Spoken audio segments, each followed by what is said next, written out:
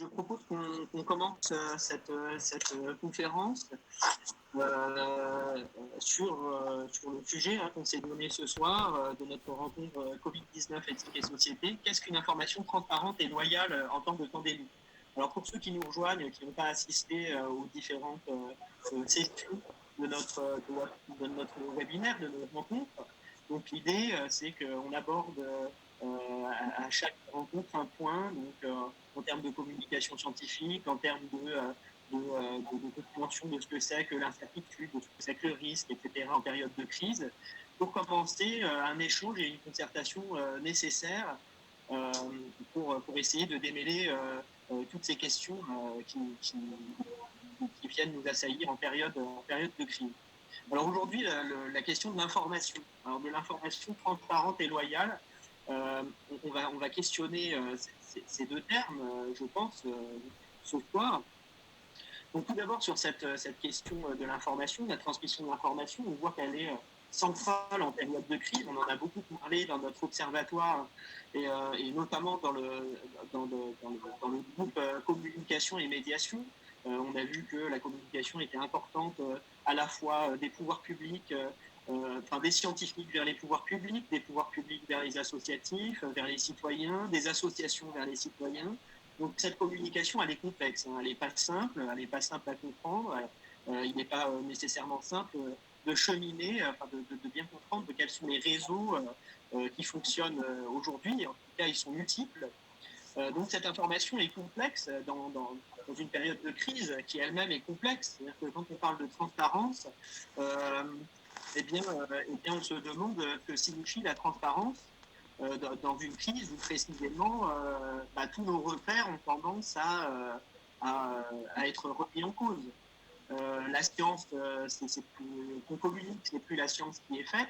Les résultats qui sont apportés, qui sont consolidés, mais c'est la science que faisant, avec des articles qui se contredisent les uns les autres, avec des informations qui se contredisent les uns les autres. Donc on est plongé vraiment dans la complexité.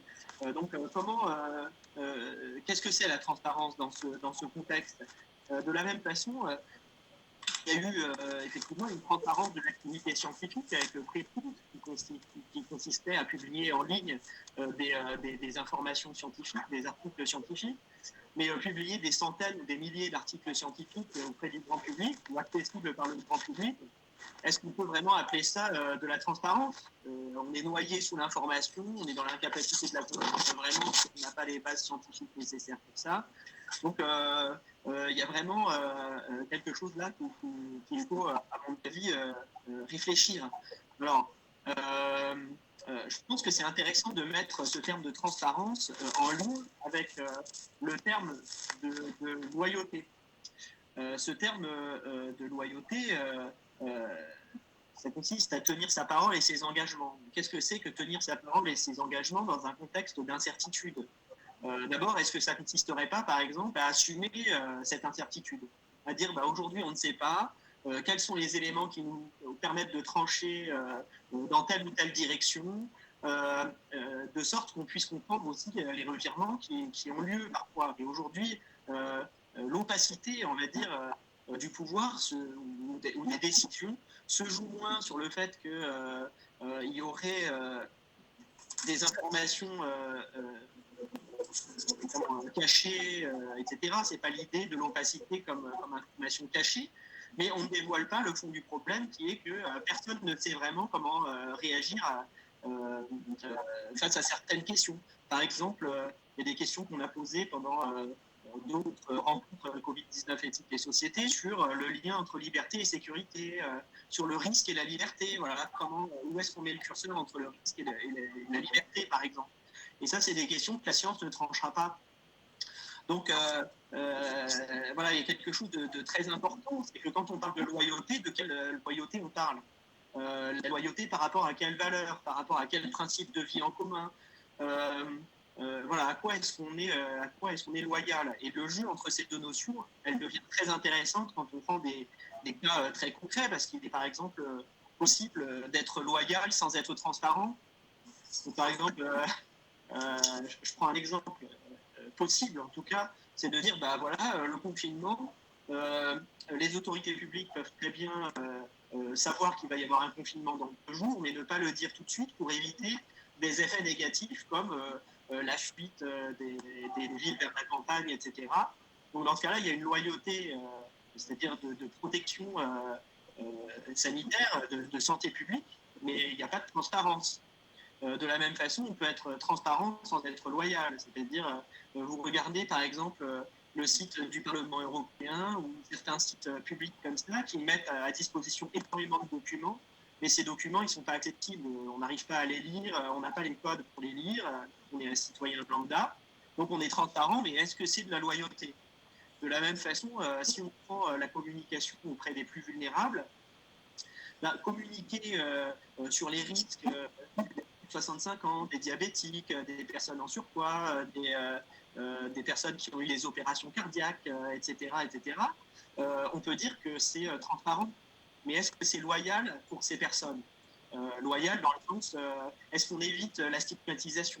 Et dans ce cas-là, est-ce que cette transparence de communication ne nuit pas à une loyauté qu'on peut avoir aux plus vulnérables pour éviter de les stigmatiser, par exemple?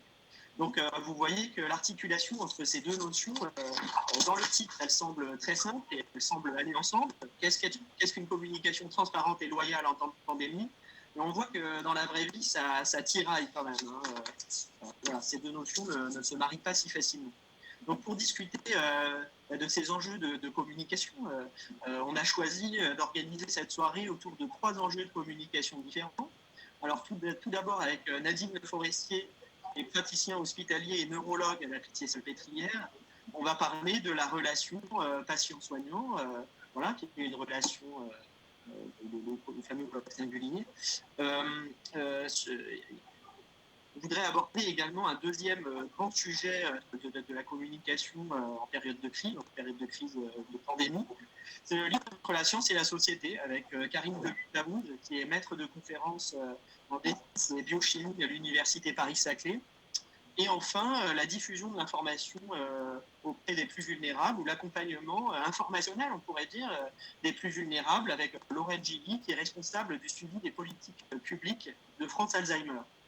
Alors, je propose, pour ce qui est de l'organisation, donc, je vous recommande de fermer vos micros afin de laisser le plus d'espace sonore possible et de fermer vos vidéos aussi pour éviter de consommer trop de bande passante et pour laisser les intervenants visibles dans la meilleure qualité possible.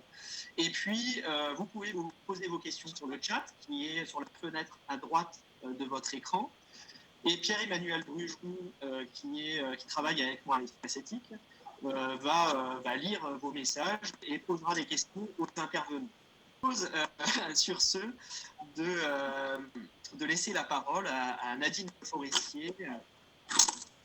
Nadine, c'est à toi.